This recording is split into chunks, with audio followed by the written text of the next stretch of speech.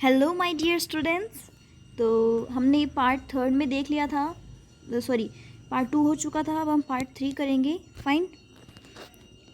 तो हमने यहाँ तक देख लिया था कि मॉस्किटोज़ क्या फैलाते हैं, फ्लाइज क्या फैलाते हैं, और ये वेक्टर्स के द्वारा क्या क्या स्प्रेड हो जाता है। फाइन। नेक्स्ट आता है बच्चों सेक्सुअल कॉन्टैक्ट्स। इससे भी हो जाता है, ठीक है। तो सिफिलिस ये बीमारी होती है, एड्स भी हो जाती है। फाइन।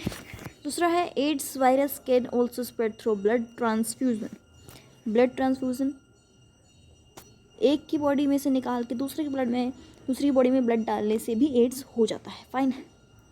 अगला है from infected mother to her baby during pregnancy and also their breast feeding, इसकी वजह से भी हो जाता है। नेक्स्ट इज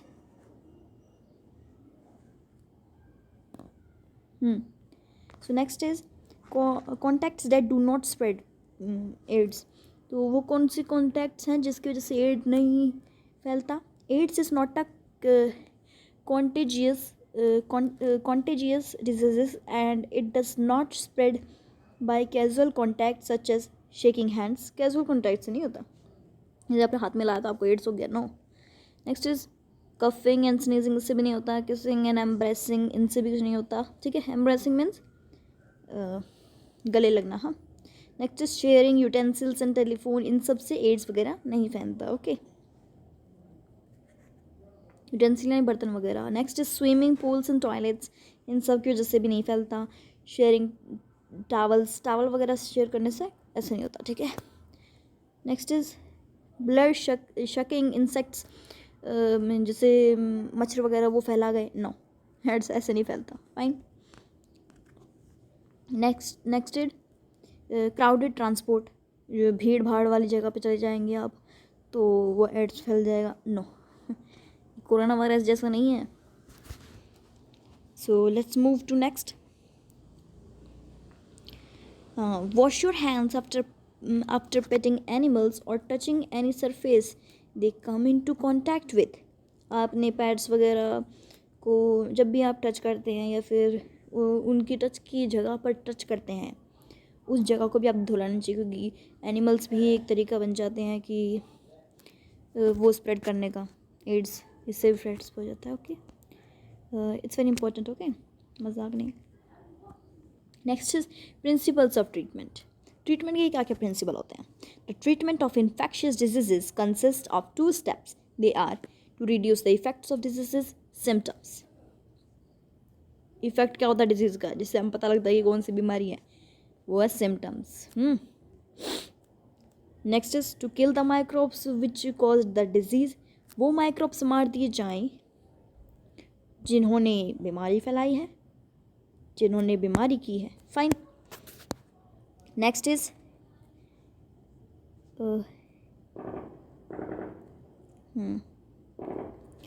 अगला है microbes which enters through the nose और likely to go to the lungs, bacteria which causes tuberculosis of lungs. हाँ, जो ट्यूबरक्यूलोसिस वाला लंग होता है वो इससे होता है कि किसी एक इन्फेक्टेड आदमी से इसको टीबी है, टीबी। फाइन। तो ये है बेचारा हेल्थी है, इसको भी टीबी कर देगा। ये कैसे? क्योंकि इसने इसके मुंह पे खांस दिया, अब वो सब इसने मुंह खोल रखा था, नाक वाक पे चला गया, नाक के ज़रिए लंग्स में चला गया, अब इसको भी टीबी हो गया। फाइन। तो क्या बताया गया इसमें, microbes which enters through the nose, जो नोज से चले जाते हैं, likely to goes to the lungs, जो नाक के ज़रिए लंग्स में चलाते हैं, वो माइक्रोब्स, ठीक है, वो फैलाते हैं tuberculosis. Next is heart. Microbes which enter through the mouth are likely to stay in the gut. जो माइक्रोब्स होते हैं जो मुंह के ज़रिए आ जाते हैं गट में, बैक्टीरिया विच कॉजेज टाइफॉइड, जिसकी वजह से टाइफॉइड हो जाता है कि गले में आ जाते हैं बॉडी पे। Liver bacteria which causes jaundice, bacteria जिससे जॉन्डिस हो जाता है, लिवर वगैरह। Next is virus which causes AIDS, AIDS जिससे हो जाता है the body through sexual organs during sexual contact and spread through the lymphs to all parts of the body and damages the immune system। जो immune system वो पूरी तरह से damage हो जाता है। Fine. Next is virus which causes Japanese encephalitis, जो क्या करते हैं, वायरस होते हैं जो जापानीज एनसीफेलाइटिस, जिसे हम कहते हैं ब्रेन फीवर, वो फैलाती हैं। Enters the body through mosquito bite and goes and infects the brain. सोचो, एक मच्छर के काटने से आपका ब्रेन इन्फेक्ट होता है, ब्रेन फीवर हो सकता है। फाइन, इसे हम कहते हैं Japanese encephalitis. Next is, just a second students, so next is student, to reduce the effects of the diseases, जिससे कि जो इफेक्ट हुआ है, सिम्टम्स हुए हैं डिजीजेस के, उसको कम करने के लिए हम क्या करें। This can be done by taking medicine to bring down the effects of the diseases like fever, pain और लूज मोशंस। इन सब के लिए, फीवर, पेन और लूज मोशंस के लिए आप मेडिसिन ले सकते हैं, शायद उससे आपकी डिजीज़ में भी कोई फ़र्क पड़े। And by taking bed rest to conserve our energy, जो एनर्जी वो लगा रहे हैं मेडिसिन, उसको हमें बचाने के लिए हमें बेड रेस्ट लेना पड़ता है। Fine, next is to kill the microbes, this can be done by taking suitable antibiotics. Microbes को मारने के लिए क्या ज़रूरी है, antibiotics and drugs which kills the microbes and the disease is cured. जितने भी मेडिसिन बनाई गई हैं उन सब में ड्रग्स होते हैं, ऐसे वैसे ड्रग्स नहीं, जिनसे हमारी बॉडी को हेल्प मिलती है, जो माइक्रोब्स होते हैं उनको मारने में। फाइन, जिससे कि डिजीज भी क्योर्ड होती हैं। Next is, general ways of prevention are, public hygiene is most important for prevention of infectious disease. अगर पब्लिक हाइजीन होगी तभी बीमारी कम फैलेगी। Next is, proper and sufficient food for everyone will make people healthy to resist infection. Infection तब नहीं फैलेगा जब खाने की कमी ना हो और जब लोग हेल्दी रहें, ठीक है। और अगला है कि एयरबॉर्न डिजीजेस कैन बी, जो एयर की वजह से हो जाती हैं, can prevented by living in conditions that are not crowded. उस जगह पे रहना सही रहेगा जहाँ पे भीड़ भाड़ ना हो, तभी नहीं फैलेगी ना वो। Next is water borne diseases, जो वाटर से बॉर्न होती है, can prevented to provide safe drinking water, जैसे कि टाइफाइड, ठीक है।